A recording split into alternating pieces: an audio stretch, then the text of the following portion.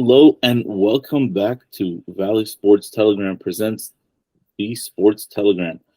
As always, I'm Arshavir Saryan, joined by Kenny Hodges. It's been a heck of a summer. There's been moves and swings and deals everywhere. And the area we're going to focus on with this one is the NFL. There's a lot of new faces, a lot of different places. And there's some excitement and some disappointment. But we're going to roll right into all of it. Kenny, how you doing? Great. As we speak, I'm pretty sure Aaron Rodgers just threw another touchdown in practice to Garrett Wilson. So you see the hat. If you're watching this on YouTube, you see my background. So I'm definitely coming with the excitement part of it. But we're going to get into some less exciting things as well. It's football time. Training camps are rolling. My little boy's back in training camp too. So it's all football all over the place. I am excited. I'm ready to roll. Let's go. Let's do it. And there's no better way to do it. I just teased it. But let's talk new faces, new places. The biggest story of the offseason, biggest story of a couple years has finally come down to happen. Aaron Rodgers has left the Packers. And he's playing for your Jets, Jets. Give me a rundown. New faces, new places. So yeah, we'll start there. I mean, obviously, that was, like you said, that was the biggest story. When was it going to happen? When is it going to happen? It seemed that breakup has felt inevitable for about 2 years now, and it finally happened. He's in New York. He settled in. He told us at the press conference that Lombardi Trophy looked lonely. He wanted to bring another one. He's got the city all abuzz. He's been at Knicks games and Rangers games. He's been all over the place, and now it's time to the brass tacks. Let's see what he can bring. Last year, we knew the Jets had like a top 3 defense, but they got nothing from the quarterback position. And now you go and you get one of the greatest who ever done it. And now there's the excitement all around. We know there's excitement because I'm not going to lie, got a little nauseous and queasy when I saw we had 5 primetime games this year. So it tells you what the league expects from the New York Jets. And I'm expecting some big things as well. But the caveat is being that because he did go to the Jets, that means that he's playing in the AFC. And we know what kind of minefield the AFC plans to be this year in terms of quarterback play and just overall strength of team. So it's exciting. It's a new beginning for the New York Jets. He's outside of Joe Namath, this is the best quarterback that's ever been in that uniform. So it's going to be awesome to see what it pans out. And he's just the first of a few names that we'll get into in terms of new faces and new places. Yeah. And the two that I'm going to touch on are not players because they impact so much more. And the first one impacts my AFC West part of it. And that is the new head coach of the Denver Broncos, Sean Payton. Can he fix Russell Wilson? That's the question. And he's got a track record. He does great things where he goes. Do I want him to fix Russell Wilson? No. Yeah. But he's a big new face in a big new place. What are your thoughts on that? Huge for the Denver Broncos, especially when you look at what the AFC West is. We know everyone is chasing Patrick Mahomes and the Kansas City Chiefs. It's been that way for 5 years now, and that train doesn't look to be derailing anytime soon. So you looked at what the Broncos were, and they took a big swing, and they got Russell Wilson, and just didn't work out well last year. There seemed to be chemistry issues. There were a plethora of things that just seemed that thing just never got rolling. Now you bring in a guy like Sean Payton with his track record, with the talent that we know that team has on offense. They should be much improved from where they were last year. It's still you still need to know what they're going to be defensively. They've got some great play pieces on that defense, including Simmons in the secondary out there. But you expect them to be a team that at least contends and can make some noise in that division along with the Chargers and the Chiefs. Yeah, and you mentioned the Chargers. Yeah, that was the other new face in a new place. That's not a player that I was going to bring up. Kellen Moore takes his on again, off again success from Dallas and tries to bring it to the Chargers. Personally, I think he had the wrong head coach as the OC in Dallas. They never meshed at all. Kellen Moore is a stud. And I hate that he's in, I was going to say San Diego because that's where the Chargers belong. Well, that's what it should be. I don't like that he's on the Chargers as a Raider fan. But that's the other one. And you were talking about how they're going to compare. I think he can unlock something there in not San Diego. And you might be having, a 3-horse race at the top of that division. Yeah, because when you look at the Chargers, one of my biggest complaints about when I watched them last year was there was so much Jekyll and Hyde in terms of what exactly are you guys? There would be times when it felt like they were all gas, no brakes. They were coming after you because they have the quarterback to do it. And then there were times when you watched them, like in that playoff game at the end of the year, where it felt like they just sort of took their foot off the gas, and they just they played scared. They played a little they abandoned the reckless abandon that made that offense so successful. Now you take a head coach that we know, because one of the biggest complaints about Brandon Staley the last couple of years is the man refuses to punt the ball at times when you would expect him to. He'll go for it at times when you think that maybe he should dial it back. But maybe it's not about the dialing back. Maybe it is about bringing in somebody with an offensive philosophy to match what he brings on the defensive side of the ball, which is we're going to go after folks. And when you watch Kellen Moore, and the reason why him and Mike McCarthy didn't mesh is because if we've got weapons, we need to go for it. We need to throw the ball down the field. We need to go. We need to accelerate and try to step on teams, and that's what made the Cowboys so successful.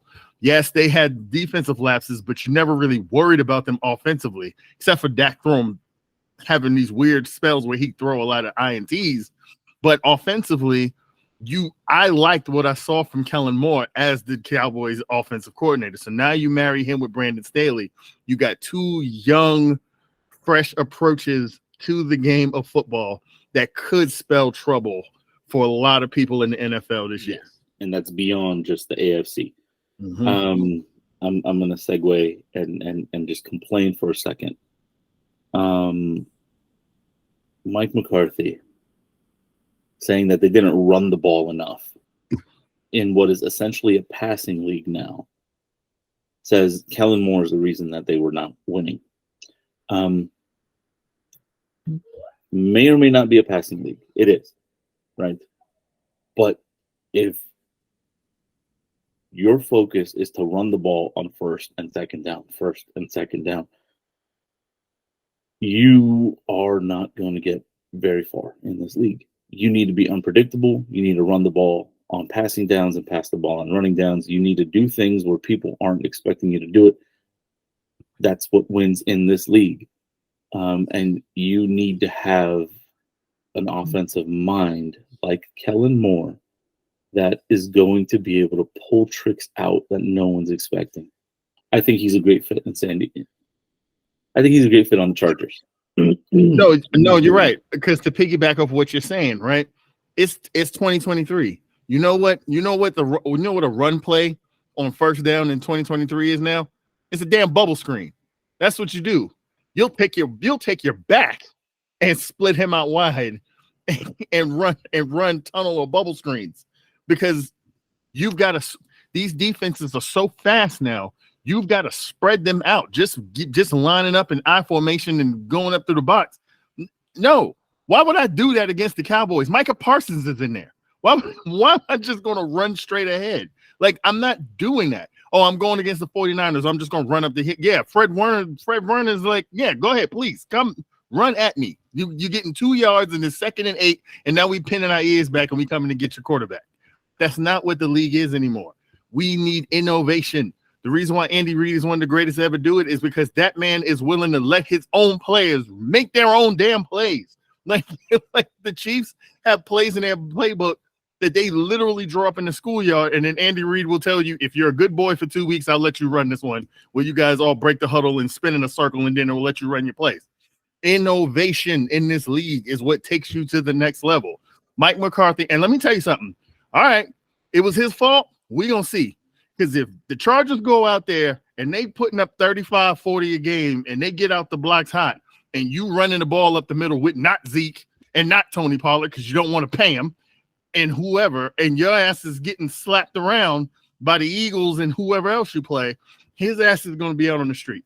But that's a conversation for another day, because I felt like he should have been out last year, and the guy who's coaching the Broncos should have been there. But that's another conversation for another day. That is, and you're going to allow me to kind of jump into the next one. We wanted to talk about winners and losers, and I think Mike McCarthy is a loser of the offseason. Because he basically kicked Kellen Moore on the way out. Now he's got a lot more to prove. The Cowboys will be paying Tony Pollard. They won't be paying him what they should be paying him, but he signed his tender. So he's the only one of the franchise running backs to sign his tender, and that is something we're going to get into later. We're going to close the show on that. But winners and losers in the offseason. I think Sean Payton's a big winner. I think the Jets are big winners.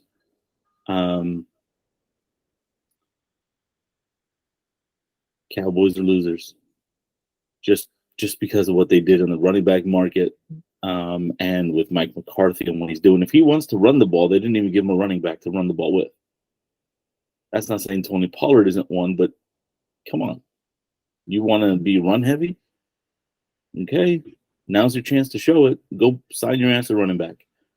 I hear Saquon's available. My goodness. So here's what I'll do. Let's get into winners and losers. We'll start with love, right? We'll start with love. We'll start on a positive note. I'm going to give you some teams that I thought were winners in this offseason. I'll start with a team. They had a subtle offseason. They didn't make a lot of splash moves, but they made maybe the most important move that they needed to make, and that was the Bengals and getting Orlando Brown from the Chiefs, the tackle, to go and protect Joe Burrow. That might have been more important than anything else they might have done. Now the subsequent off seasons are going to be important, because now you got to worry about keeping Jamar Chase and signing him and keeping that whole thing together, because he's going to be up for a deal soon. But the fact that you went and the most important commodity in your organization, you went out and you got a guy, and in turn hurt maybe your biggest competitor to keeping you away from the Super Bowl, is you went and took the Chiefs tackle and brought him to protect your quarterback. I thought that was huge for them. A team that you will never hear me speaking glowingly of, and this might be the only time this whole damn podcast during the NFL season you'll hear me speak positive of this team, and that's the Miami Dolphins. That trade they made to go get Jalen Ramsey to put him on the other side of Xavier Howard was huge, because of the fact that Aaron Rodgers is in your division now. Garrett Wilson was the rookie of the year. They still got the Jets have Corey Davis, and they went and signed Alan Lazard, and they've got Conklin, and they've got weapons. You need lockdown corners. You got Buffalo you got to deal with Stephon Diggs and Gabe Davis over there. You Patriots are who knows who they're gonna line up at receiver. But they went and got a couple of tight ends. So the idea that you fortified your secondary when your secondary sort of fell apart on them in the second half of the year, injuries or whatever you have. Now you have a pair of lockdown corners that is going to help you immensely in the AFC in terms of what you're going to deal with. I thought that was good. The Saints in a division where you've got the Panthers are going to be starting a rookie quarterback.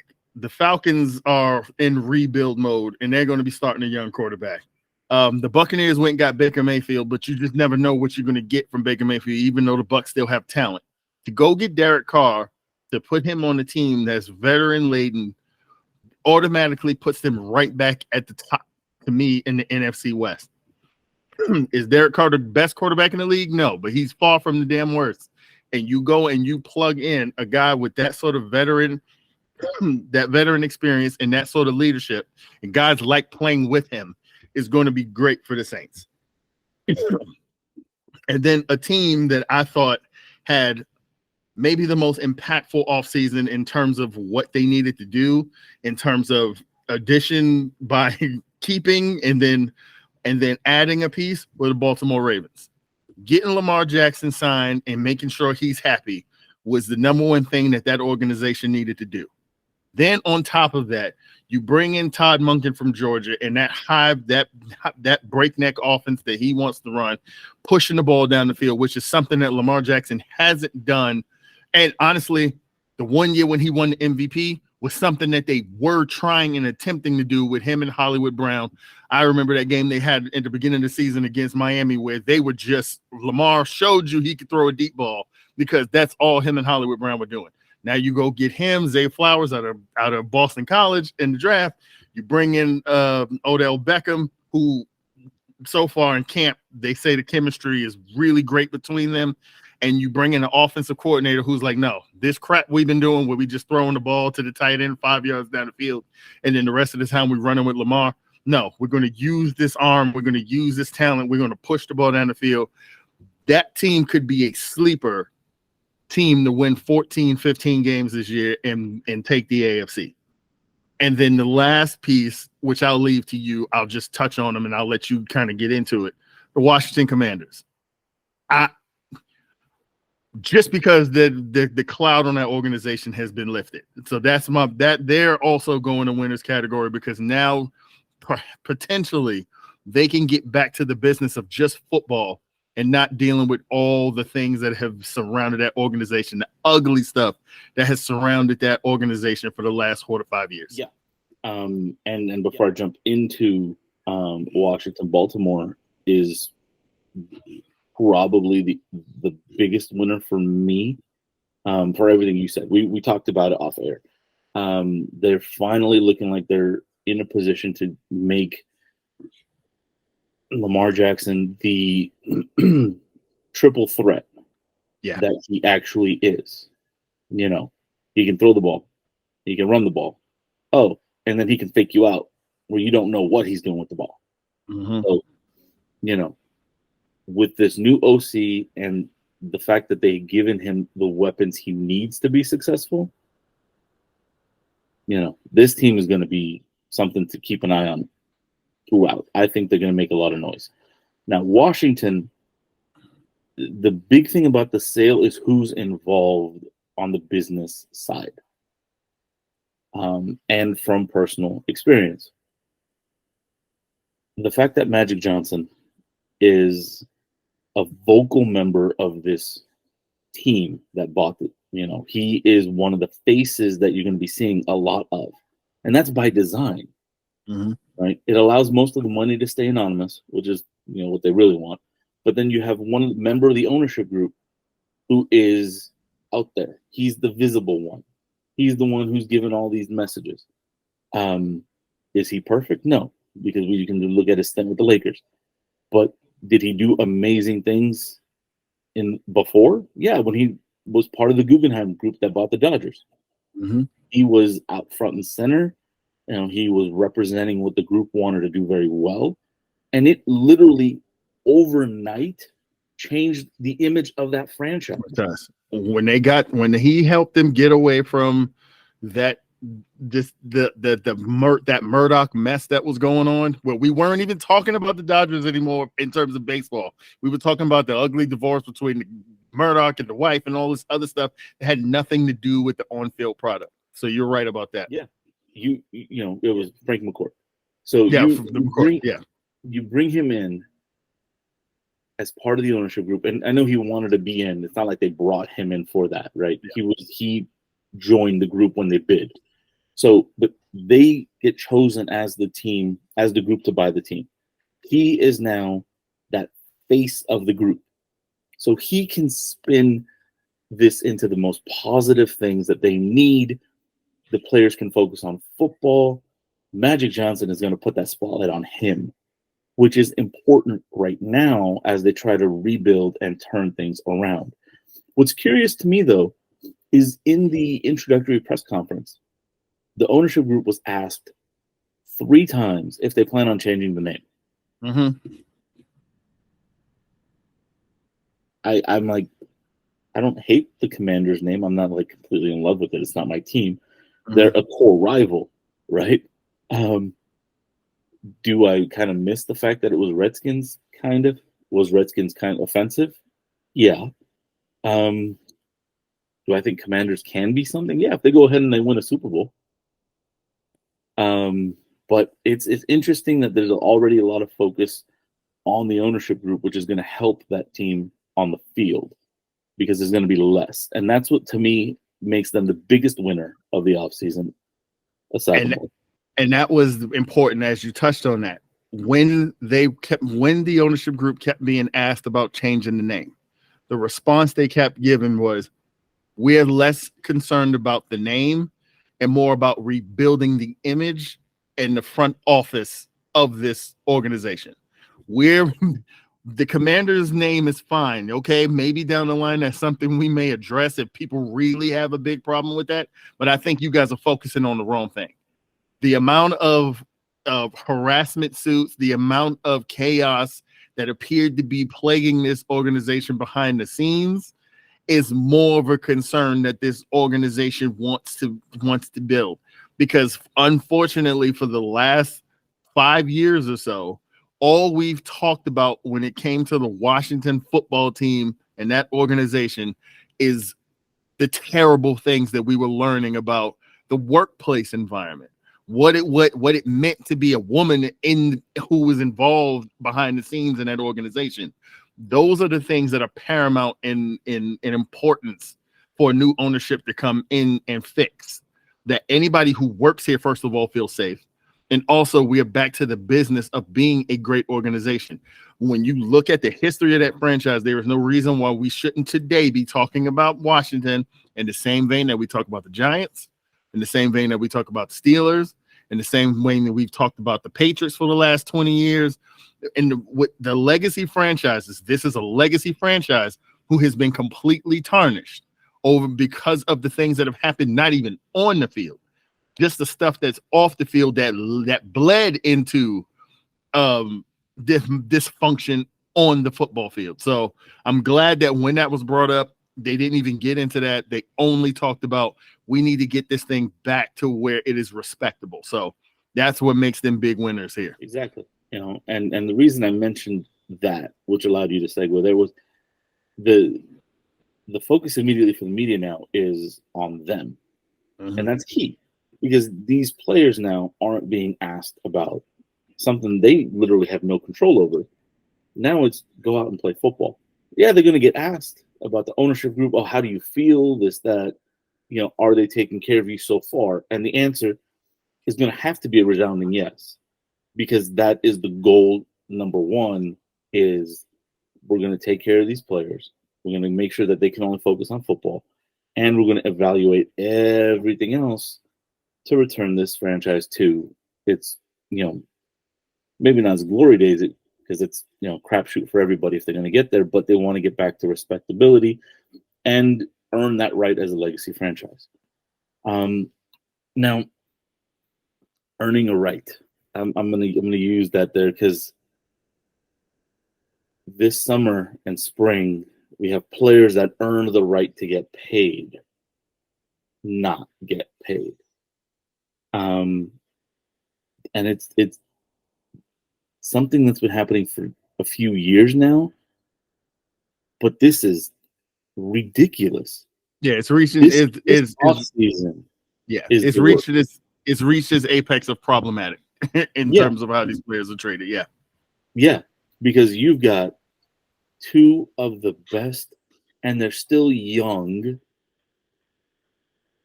and they don't want to be paid. They don't want to get their organization doesn't want to pay them. You've got Saquon Barkley, who, yeah, he had a couple injury issues, but when he was healthy, even after the injury issues, he was healthy. And he dragged the Giants on his back. What do? Franchise him and don't really want to negotiate to a real deal. And then they go and sign. No offense to the guy that they signed, none, right? But he's a bum. He's not Saquon Barkley. To me, he's a bum. And then you've got the team that I didn't even get to touch on as losers, because we didn't get there in our winners and losers, because I'm too fired up about this.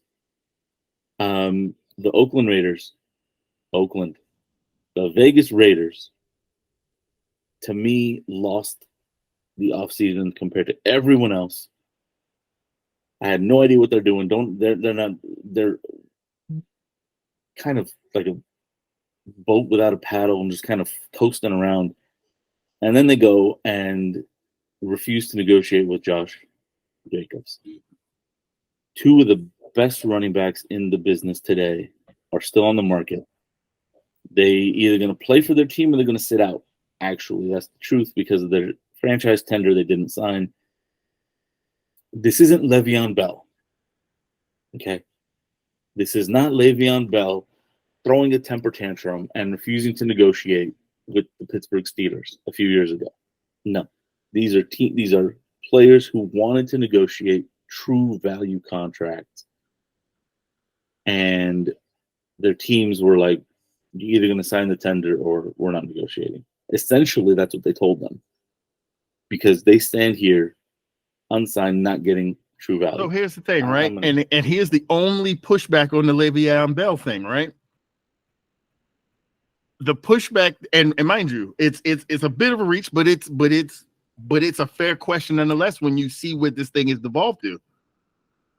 Ultimately, was he wrong? Because he ended up getting paid. Now, granted, he was done, he was washed.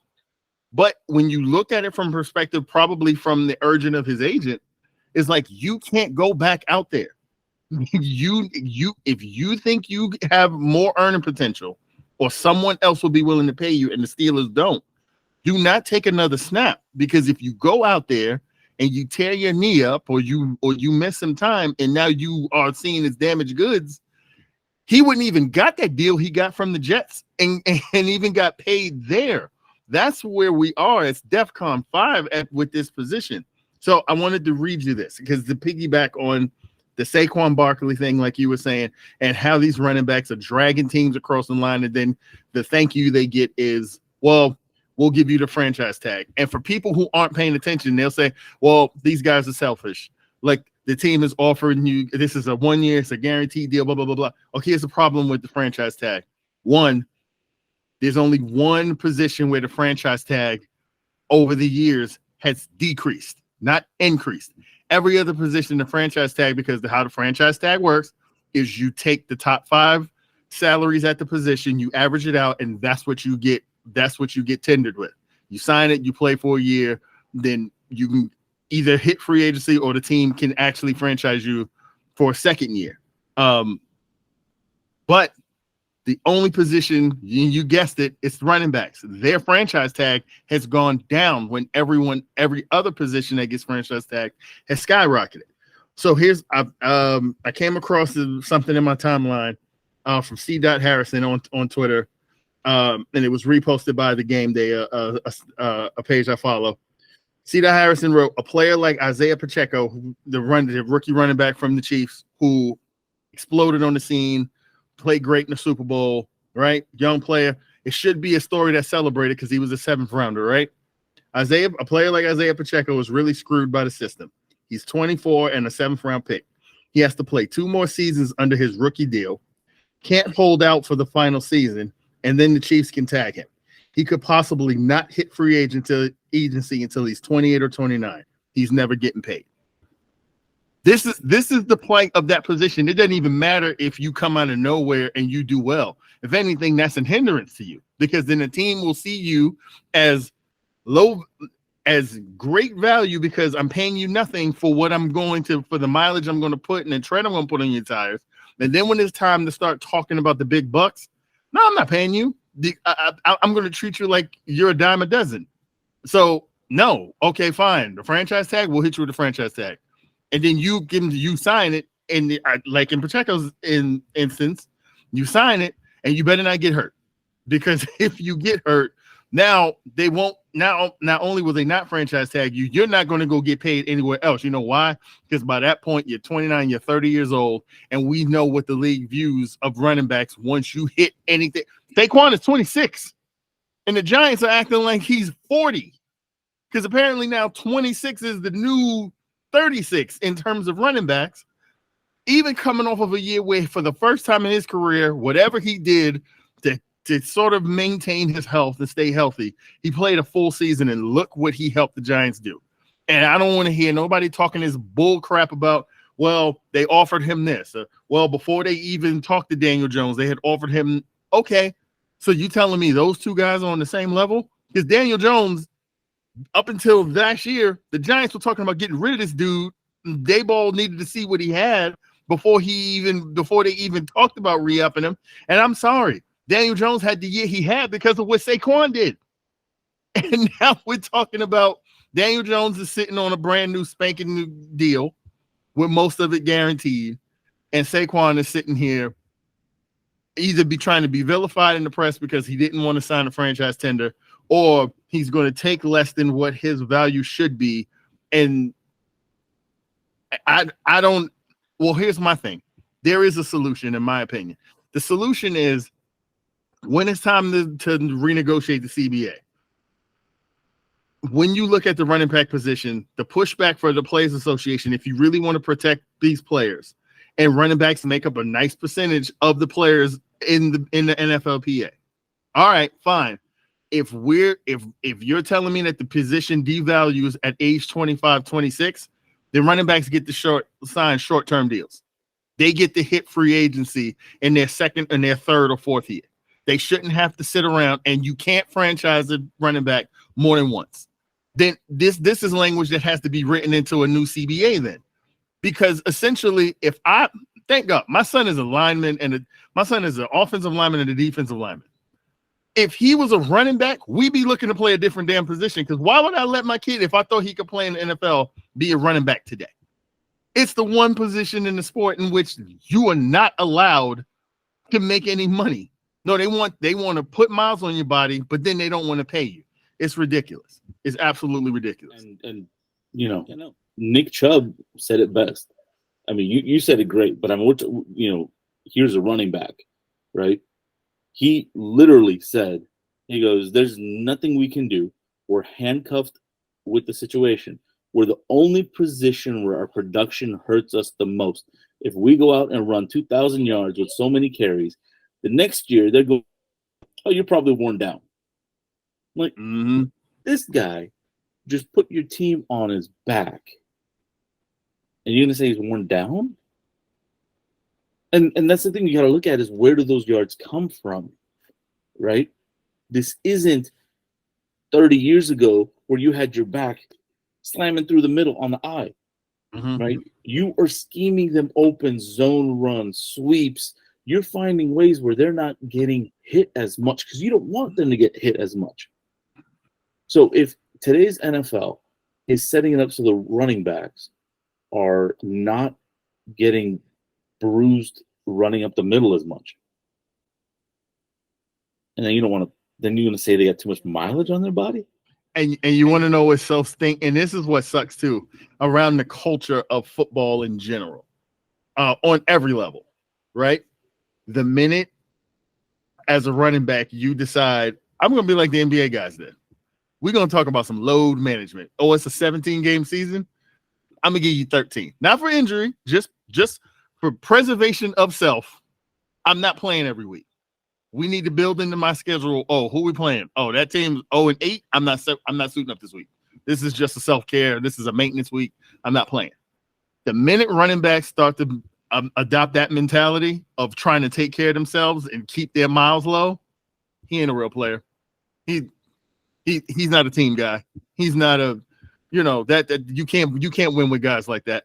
So Chubb's right. You damned if you do, you damned if you don't, because you're expected to go put your body on the line but then the reward is to get treated like you're yesterday's news. So the NFLPA is going to have to come together, put their heads together to figure out how you remedy this problem, because ultimately what the trickle-down effect will be is less kids wanting to play that position coming up because they know they won't be valued on the next level. Because like I said, when I go back to when we did the draft, when we did the draft preview, and in a lot of respects, you were right. When we talked about Bijan Robinson, you expected him to go in the 20s, which is in most years, I would say, yes, you're absolutely right. The reason why I predicted he wouldn't get past 10 is because of this argument, what Nick Chubb just said. A guy that can do everything at that position, I can line him up wide. I can give him 20 carries out of the backfield. I can put him on punt returns. I ain't got to pay him for 3 or 4 years. That's the perfect guy for the Atlanta Falcons to go get when you're trying to rebuild your team. And guess what? And if you put a bunch of miles on Robinson's back in the first 3 or 4 years, you're either going to franchise him or you're going to let his ass walk if he ain't what he was when you drafted him as a rookie. That's why I knew he would go in the top 10, because of the way that these GMs and these organizations view that position. He was the one guy that could step in and you could put miles on his ass right now, and you might not have to worry about paying his ass 4 or 5 years from now. And that's sad. It's very sad. And it's one thing to talk about, keeping costs low and running a franchise and staying below a certain dollar sign. But when you're at a point now where you're using and abusing and just cutting loose, and that's the thing, like NFL's been ruthless, right? Yeah. It is the most ruthless league in the world, right? Most of these players are playing on non-guaranteed contracts. Most of these players are getting like 25%, if anything, guaranteed. And the NFL will cut you at the drop of the hat. They don't care. But this is a new low. This is a new low, and that approach is terrible. And you brought up the CBA. Guess what? It ain't changing. It doesn't expire until 2030. Mm-hmm. So when they negotiated this bad boy, they set it up. And there isn't an opt-out. I looked. Yeah. The players don't have an opt-out. No. They can't get together and rally around these running backs and say, oh, we're going to opt out, and then we're going to hold out, and we're going to strike so we get fair treatment across the board. They can't do that. They're going to have to wait 6-7 years. And then they can choose to strike. They'll probably get locked out first in a negotiation, because then, if they really, really, really want to strike and reopen negotiations, then they could, right? But not with 7 years left on the deal. That's not happening. I don't think it's going to happen. I think this current crop of running backs, and Bijan Robinson falls into it since he's a rookie and he's got 3 or 4 years. He gets 4 years on a rookie deal. Mm-hmm. He's a first-round pick. Yeah. So that takes you into 2027. He's not getting paid. No. Because you got 3 years of him before you even have to approach the table on that rookie extension.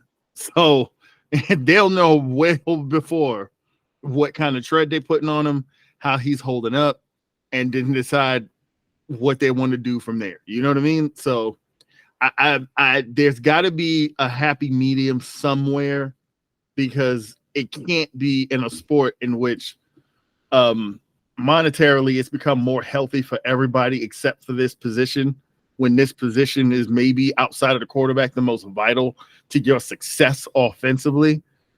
Either it's going to be the players themselves that sort of get in lockstep and accord with, we're not going to let the organization sort of abuse us if it's just the thing where everybody decides, similar to what the NBA guys clearly did, where they were like, look, y'all getting 70. The stars have told you, outside of Julius Randle's dumbass, everybody else is like, you getting 70. That's all you getting. Is an 82-game season? Nope. Pencil me in for 6. You getting the Kawhi Leonard calendar is what you're getting. That's what you're getting from me. So unless running backs sort of get there, which at this point it sounds like they might all starting to feel that way because of just the bruising of the ego of how some of these guys. Because imagine what a guy like Derrick Henry feels like today, with everything he's done in his career to this point, to basically being told none of that matters because if Tennessee decides to let you go tomorrow, everything you've accomplished doesn't matter to us because the tread that's on your tires, you may have to literally shop yourself around to find a job. And that's Derrick Henry we're talking about. Yeah, you know, I was gonna say, like, you're talking about one of the most dominant backs in recent memory. And if the Titans are like, you're out, who's gonna pay him with all that mileage on him? Yeah. And it's like, oh, he's got too much mileage on that tread. They don't say that about freaking quarterbacks who playing in their 40s. Aaron Rodgers. I'm not talking Tom Brady. I'm not talking Tom Brady, right? No, but even so, Aaron Rodgers looks like Santa Claus and had hit an up and down year last year. No one was talking about, oh, the Jets might be buying a lemon. No, you don't talk about quarterbacks that way. And yes, they've got all the rules to protect the quarterbacks, which is fine and dandy. It's great. We want to protect them. But you don't talk about this quarterback has this much mileage on him. Mm-hmm. Even Drew Brees, when he was playing in his 40s, the question wasn't how much mileage it was can he stay healthy on a hit? Yeah. And okay, is it the same thing with the running back? No, they're not talking about them staying healthy. They're talking about legs falling off. The legs ain't going to fall off a 26-year-old. No. What the hell are you talking about? Saquon Barkley, he's in his physical prime, 26 years old. He still has 2 or 3 years of strength.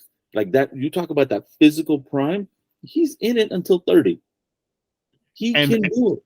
And what's sad is you've got a Saquon, and it just tells you what the mentality is of just front offices in general. That you would look at Saquon and not think, okay, let's bring in somebody to take some of the load off of him so he can, we can pay him. He can still remain dominant. We'll bring in a lightning to his thunder, if you will, somebody who can kind of eat carries to kind of keep his load between 15 and 20 a game. So we have a fresh Saquon as we sort of approach the postseason. No, that's not even the conversation that's even being had anymore. It's just, nope, we don't value what you want. We're not paying you because it wouldn't be prudent to us to run you into the ground at that price. That's where we are. And that mentality needs to be fixed. Yeah, especially because they're talking about running players into the ground in a passing league. Like it's 1 and 2, right? You have a Saquon in a passing league where you could put him and he can feast on these defenses.